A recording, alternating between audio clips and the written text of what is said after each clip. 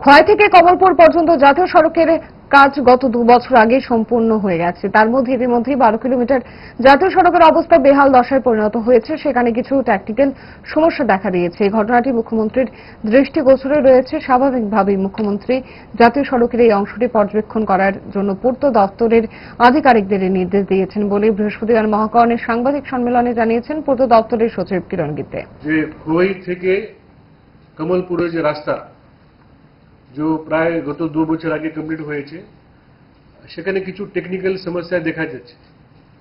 আমরা দেখেছি গত কয়েকদিন মধ্যে এখানে পাবলিক রিপ্রেজেন্টেটিভ, এখানে লোকাল পাবলিক, মিডিয়া মধ্যেও আমরা অনেক ভিডিও আর আমরা ছবি দেখেছি। এটা আমাদের মাননীয় মুখ্যমন্ত্রী মহোদয় ওনার দৃষ্টি আকর্ষিত হয়েছে।